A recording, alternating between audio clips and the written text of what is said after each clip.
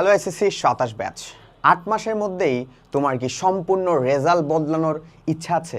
Yes, তোমাদের যাদের এই স্বপ্নের 8 মাসের মধ্যেই তোমার এসএসসি রেজাল্টটা পরিবর্তন করতে চাচ্ছ, যে ফার্স্ট ইয়ারে কি করেছো, ফার্স্ট ইয়ারে অনেক সময় নষ্ট করেছো, সোশ্যাল ইন্টারেকশন বাড়িয়েছো, হ্যাঁ ফ্রেন্ডের সাথে ঘোরাঘুরি করেছো, ঠিকমতো পড়াশোনা করো নাই, সো এই সকল বাধা অতিক্রম করে তোমার সামনের যে 8 মাস সেটা যদি ভালো মতো ইউটিলাইজ করতে চাও, এই ভিডিওটা তোমার জন্য। তো প্রথমত হচ্ছে কি আমাদের গোলটা ফিক্স করতে হবে, ক্লিয়ার গোল সেট। দেখো গোল জিনিসটা কেন ইম্পর্টেন্ট? ফার্স্ট অফ অল হচ্ছে কি আমাদের সামনের ফিউচারকে দেখতে হেল্প করে, যে আমার গোল তো এটা, আমার ওই বুঝে কাজটা করতে হবে, ঠিক আছে? তো এখানে গোলের সাথে সাথে অবশ্যই গোল জিনিসটা সবসময় স্মার্ট হইতে হবে। কি হইতে হবে? স্মার্ট হইতে হবে। এখন স্মার্ট দ্বারা কি বোঝায়? স্মার্ট দ্বারা বোঝায় হচ্ছে স্পেসিফিক হইতে হবে, তোমার কি চাই, হ্যাঁ, মেজারেবল হইতে হবে, অ্যাটেনেবল হতে হবে, তুমি কি এটা পারবা কিনা, হ্যাঁ, রিয়েলেবল হইতে হবে, হ্যাঁ, এবং টাইম বোর্ড একটা নির্দিষ্ট সময়ের মধ্যে। তাহলে এই যে সামনের 8 মাস কিংবা তোমার অ্যাডমিশন পর্যন্ত তুমি যদি চাও যে আমার একটা ভালো জিপিএ মার্কস দরকার, ধরো সেটা কমার্স থেকে হোক A+, কোনো ব্যাপার না, আমি নিজেও A+ পেয়েছি, কমার্স থেকে A+ পাওয়া খুবই সহজ, ধরো সেটা 4.50, তো এই স্ট্যান্ডার্ড রেজাল্টটা তুমি অর্জন করতে চাও, তাহলে তোমাকে অবশ্যই তোমার গোলটা স্মার্ট হইতে হবে, স্পেসিফিক হইতে হবে, যে আমার এই রেজাল্টটা চাই। এরপরে আরেকটা গোল ফিক্স করতে হবে, সেটা হচ্ছে তুমি কি পাবলিক ইউনিভার্সিটিতে পড়াশোনা করতে চাও নাকি প্রাইভেট ইউনিভার্সিটিতে পড়াশোনা করতে চাও। তোমার যদি পাবলিক ইউনিভার্সিটিতে পড়াশোনা করতে হয় তাহলে তোমার ডিউ FBS হচ্ছে তোমার কি main target, Dhaka university FBS হচ্ছে তোমার কি মেইন টার্গেট।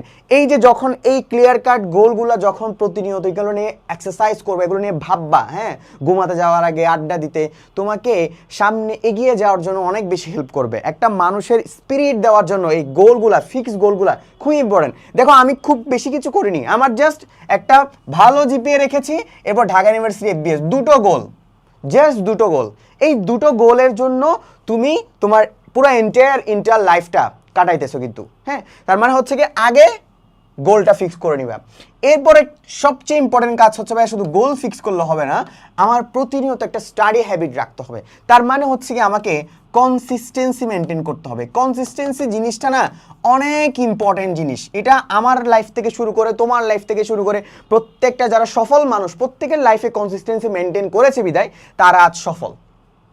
হ্যাঁ, তো কনসিস্টেন্সি মেনটেন করতে হবে। কনসিস্টেন্সি মানে হচ্ছে তোমার প্রতিনিয়ত পড়াশোনার মধ্যে থাকতে হবে। প্রতিনিয়ত মানে কি ভাইয়া অনেক সময় ধরে না, ধরো তুমি ডেলি 5 থেকে 7 ঘন্টা পড়াশোনা করতে অভ্যস্ত, এই জিনিসটা প্রত্যেক দিন করো ধারাবাহিকভাবে প্রতিদিন, ঠিক আছে? এখানের মধ্যে যদি কোনো একটা গ্যাপ 1 দিন 2 দিন হয়তো পড়তেও পারে, কিন্তু প্রতিনিয়ত তুমি যখন 7 থেকে 5 ঘন্টা বা 5 থেকে 7 ঘন্টা বা 8 ঘন্টা পড়াশোনা করার ট্রাই করবা। দেখো পড়াশোনার ঘন্টাটা হচ্ছে এক একজনের এক এক রকম, কারো 1 ঘন্টায় যে পড়াটা মাথায় ঢুকে, কারো 2 ঘন্টায় মাথায় ঢুকে। তো সেক্ষেত্রে হচ্ছে গিয়ে তোমার এফর্টস তুমি বুঝো, তোমার ব্রেনের ক্যাপাবিলিটি তুমি বুঝো। তোমার যদি মনে হয় যে না আমার এই সময়টা দেওয়া দরকার, ওই সময়টা দাও। Be focus on quality not quantity, ঠিক আছে? বাট সুন্দর একটা স্ট্যান্ডার্ড হচ্ছে 5 থেকে 7 ঘন্টা। এরপর হচ্ছে গিয়ে বোর্ড কোশ্চেনকে তোমার মেইন ওয়েপেন বানাও। কেন ভাইয়া? আমাদের মধ্যে অসংখ্য শিক্ষার্থীরা আছে, বিশেষ করে যারা ভালো কলেজ থেকে বিলং করে, তারা মনে করো হচ্ছে কি বোর্ডের কোশ্চেন থেকে কলেজের কোশ্চেনগুলো সলভ করলে সে বেশি মেধাবী। ভুয়া কথা। তো তুমি যত বেশি বোর্ডের কোশ্চেন সলভ করবা, তোমার আউটপুটটা তত বেশি ভালো আসবে, কারণ তোমার ইমপ্লিমেন্টেশন পার্ট হচ্ছে ভাই বোর্ড। হ্যাঁ, তোমার ইমপ্লিমেন্টেশন পার্ট হচ্ছে বোর্ড। সো বোর্ডের খাতিরে তুমি পড়বা, তুমি যেই বোর্ডের হও না কেন, অন্যান্য বোর্ডগুলো দেখবা, নিজের বোর্ডটা দেখবা। তো এটা হচ্ছে তোমার মেইন ওয়েপেন।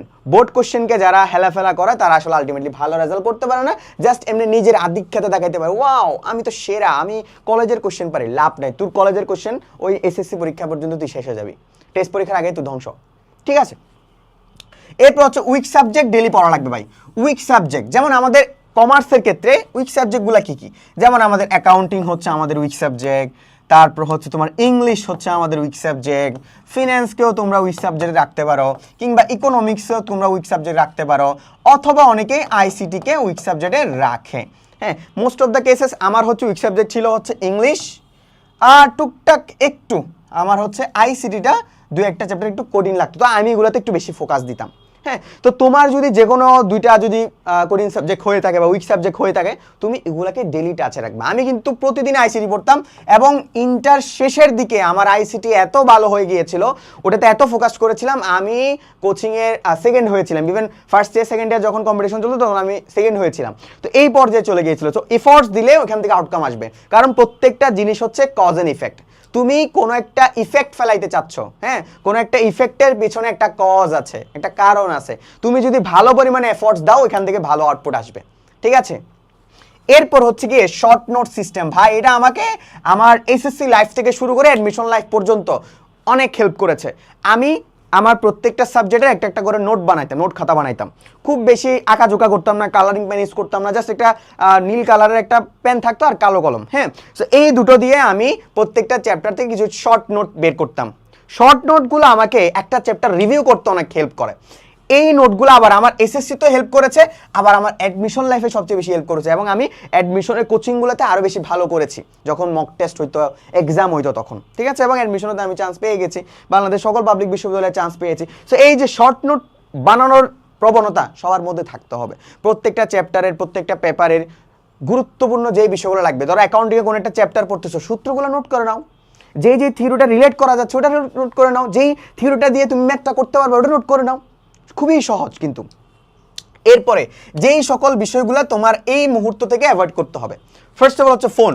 নিজের ফোনকে আসলে কন্ট্রোল করাটা খুবই টাফ, আমার জন্য পর্যন্ত টাফ, আনাস ভাইয়ের পর্যন্ত টাফ, হ্যাঁ। প্রত্যেকটা মানুষের ফোন কন্ট্রোল করা টাফ, কিন্তু তুমি যদি এই গোল অনুযায়ী যদি যাইতে চাও না, পারবা। ডেডিকেশন লাগবে, ওই লেভেলের ডেডিকেশন থাকলে তুমি ফোনটা কন্ট্রোল করতে পারবা। ওকে, এরপর হচ্ছে সোশ্যাল মিডিয়া যে ইন্টারেকশন আছে, সোশ্যালে আমাদের বন্ধু বান্ধব আছে, আমাদের হচ্ছে গিয়ে পরিবার আছে, পরিবারে ছোটো বাচ্চা থাকতে পারে, ওদের সাথে খেলাধুলা করা বা বন্ধুর সাথে খেলাধুলা করা, এই সময়গুলো একটু মিনিমাইজ করো, একটু হালকা মিনিমাইজ করে নাও, ভালো হবে। এরপর হচ্ছে গিয়ে যেই বিষয়গুলো তোমাকে মাস্ট করতে হবে, এগুলার পাশাপাশি যেই বিষয়গুলো তুমি অবশ্যই করবা সেটা হচ্ছে রিভিশন দিবা। প্রতিনিয়ত রিভিশনের মধ্যে রাখতে হবে। যেই সাবজেক্ট পড়ো না কেন প্রতিনিয়ত রিভিশনে রাখবা। 2 দিন পর পর, 3 দিন পর পর, 1 দিন পর পর রিভিশন দিবা। এরপর হচ্ছে ভাই এক্সাম দিতে হবে। এক্সাম দিতে হবে, নিজে নিজে বসে বসে টেস্ট পেপার সলভ করতে হবে। কারণ তোমার এখন টেস্ট পেপারে হাত দেওয়া তোমার এখন কি ফরজ হয়ে গিয়েছে। আগে সুন্নত ছিল, তোমার এখন ফরজ হয়ে গিয়েছে, ঠিক আছে। সো তোমাদের যাদের প্রিপারেশন অবস্থা ভালো না, 27 ব্যাচ, তোমরা অলরেডি ফার্স্ট ইয়ারের সেই উত্তেজিত ব্যাচ থেকে এখন সেকেন্ড ইয়ারের সেই জিমানো ব্যাচ হয়ে গিয়েছো। সো তোমাদের উত্তেজনা এখন শেষ। এই উত্তেজনা সে ফার্স্ট ইয়ারে ছিল, এখন কিন্তু আর নেই, কারণ তুমি বুঝেই গিয়েছো যে তোমার আসলে অনেক গ্যাপ হয়ে গিয়েছে। সো কমার্সের শিক্ষার্থী তোমাদের যাদের গ্যাপ পড়ে গিয়েছে পড়াশোনার মধ্যে, তোমার accounting, management, marketing, finance, English, Bangla প্রত্যেকটা সাবজেক্টকে গুছিয়ে দেওয়ার জন্য আমাদের একাডেমিক অ্যাডমিশন কোর্স আছে। ভাই এটা কিনলে বিশ্বাস করো আর কিচ্ছু লাগবে না। আমি মার্কেট চ্যালেঞ্জ করে বলতে পারি এই কোর্সটা কিনে তোমার আর কিচ্ছু লাগবে না। তোমার অ্যাকাউন্টিং বলো সমস্যা আছে, ক্লিয়ার। ম্যানেজমেন্ট বলো, মার্কেটিং বলো, বোর্ড কোশ্চেন বলো, প্রত্যেকটা জিনিস clear. Even test paper solving পর্যন্ত ক্লিয়ার। এক্সাম দিতে ইচ্ছে করতেছে তাও দাও, অ্যাডমিশনের কোশ্চেন সলভ করতে ইচ্ছে করতেছে তাও আছে, আর কি লাগে। হ্যাঁ, তাহলে কোর্সে ভর্তির জন্য এখনই ভিজিট করো হালকেসের ওয়েবসাইট। আসসালামু আলাইকুম।